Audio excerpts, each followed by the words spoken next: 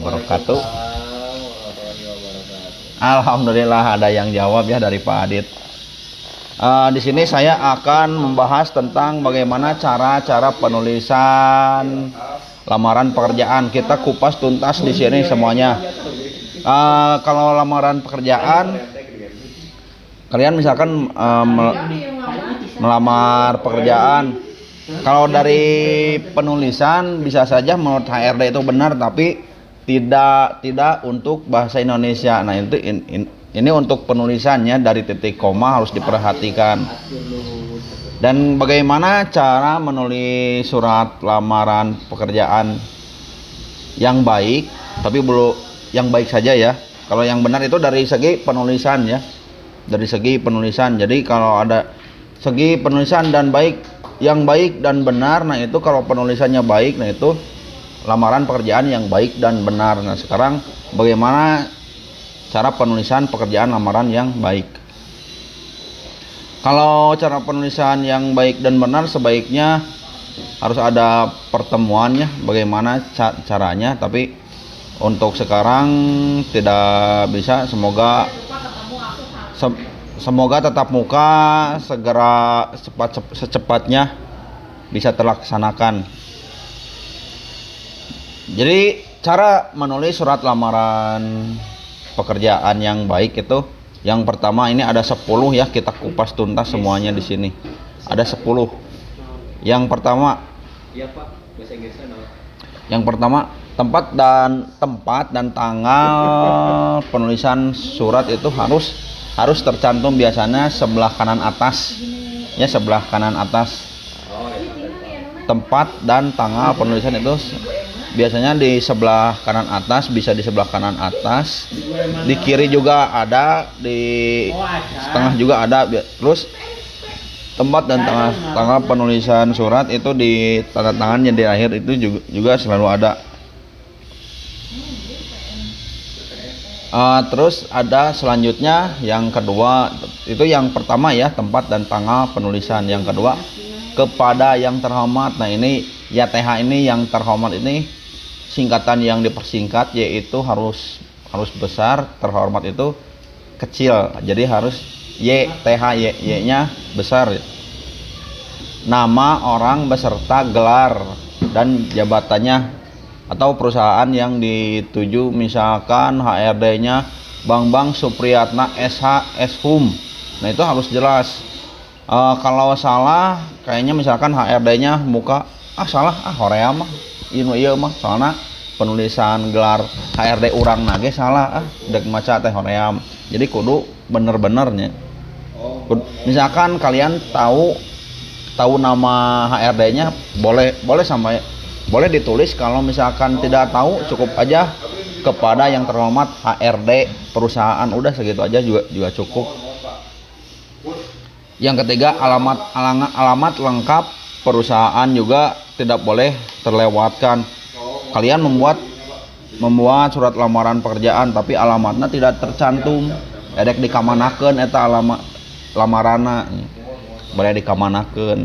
Jadi harus ada alamat lengkap perusahaan yang dituju, jeung nomor nage kudu aya, nomor berapa kudu aya nya, walaupun kita yang melamar mengirimkan langsung ya, bukan lewat pos, tetap nomor alamatnya harus lengkap.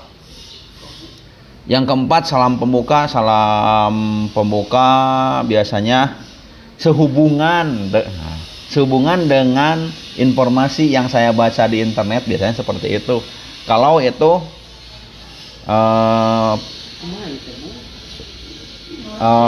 melihat di internet ya, salam pembukanya seperti itu. Terus ada kata pengantar pembukaan,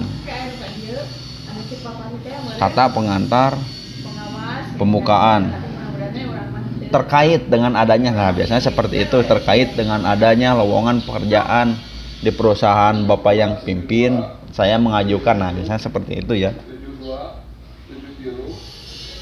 Saat menuliskan kata pengantar atau pembukaan dalam surat lamaran kerja, cantumkan di mana Anda mendapatkan informasi mengenai mengenai lowongan kerja yang dibuka pada perusahaan tersebut. Nah, kalau kalian mencari kerja di internet, biasanya kalau zaman dulu saya keluar SMK itu di internet ada di Pikiran Rakyat, di Tribun Jabar itu ada sebelah bawah akhir halaman ya. Biasanya yang kiri ada hidayatnya Al-Qur'an ya.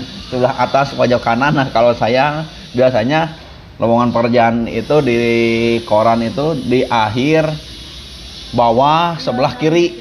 Biasa namanya itu ada lowongan pekerjaan. Nah, biasanya dicantumkannya dengan kata-kata seperti ini: sehubungan dengan informasi yang saya baca di Tribun Jabar pada tanggal bla bla bla bla.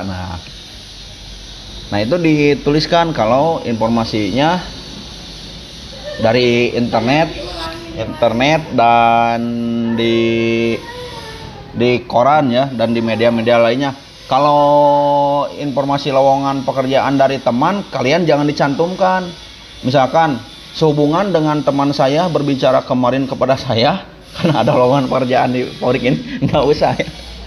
nggak usah dicantumkan kalau itu ya. Kalau dari teman jangan dituliskan. Misalkan sehubungan dengan kata teman saya Bang Supriyatna, misalkan ada kata teman saya Adit Padi, tenawan nggak kepanjangnya, kata sehubungan dengan teman saya Adit, katanya ada lowongan pekerjaan di sini. Nah itu jangan dicantumkan ya. Kalau dari teman, kalau dari tetangga itu jangan dicantumkan. Yang keenam, biodata pribadi. Nah biodata pribadi itu tulis nama lengkap, kalau ada gelar pakai gelar ya, pakai gelar. Tapi gelarnya gelar yang benar-benar sekolah formalnya, benar-benar sekolah formal. Kalau gelar yang lain seperti gelar yang lain ya jangan dicantumkan ya. Kalau gelar-gelar yang lain, jadi harus formal sekolah. Tempat dan tanggal lahir, alamat lengkap, nomor telepon. Kalau sekarang kan banyak email, jadi email cantumkan. Kenapa dicantumkan email dan nomor telepon? Apabila kalian diterima, walaupun nomor handphone tidak aktif, bisa lewat email. 7. Nah, kalau kalian mempunyai pengalaman pekerjaan atau kemampuan Anda ya di bidang naon, tuliskan. Jika sebelumnya kalian pernah bekerja di perusahaan tertentu, tuliskan saja, saya pernah bekerja di PT ini sebagai ini. Nah, cantumkan. Kalau belum bekerja ya, kemampuan saya di bidang ini dicantumkan saja. Kalau bisa sih sebagai tambahan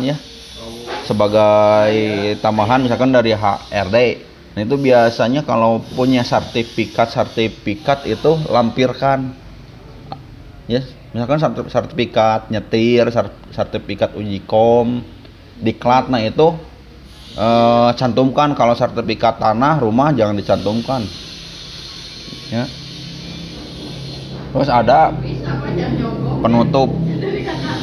Kalau penutup itu tulisan. Biasanya tulisan. Demikian surat lamaran ini, semoga Bapak, nah ya bla bla bla bla yang itu ya.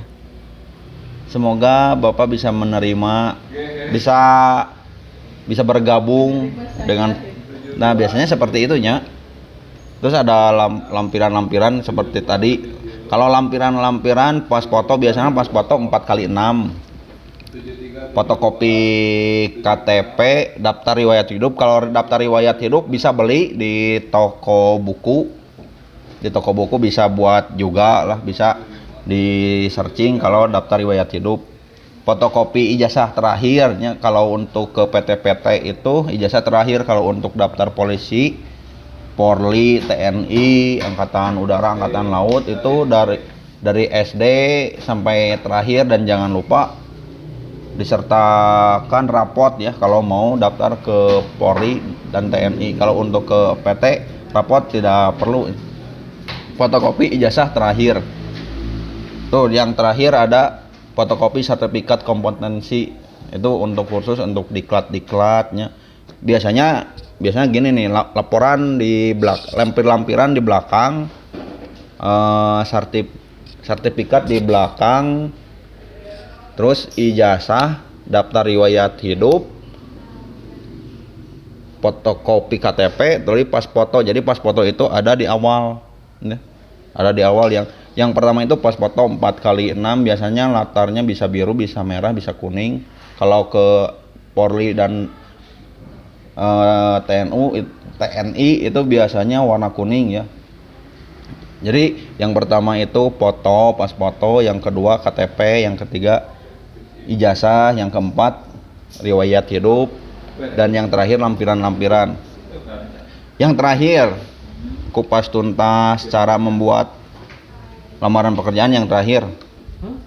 Yang terakhir biasanya hormat saya, tanda tangan dan lengkap, tanggal. Nah, setelah kalian mengetahui cara membuat lamaran pekerjaan, ya bisa melihat contoh-contoh. Cuman yang saya sarankan, yang kalau di penulisan ya, kalau dari HRD itu pasti benar kalau dari segi bahasa, dari penulisan, tapi tidak untuk menurut guru bahasa Indonesia, soalnya detail pisannya. Kalau disebut idealis ya. Ya, itu 10 cara menulis surat lamaran pekerjaan. Nah, ini untuk murid saya di SMK Bakti Ilham kelas 12. Sehat selalu, tetap semangat, jangan lupa goes, olahraga 30 menit per hari, jangan lupa 3M, memakai masker, mencuci tangan, menjaga jarak, jangan berkerumun, jangan lupa. Salam goes. Assalamualaikum warahmatullahi wabarakatuh.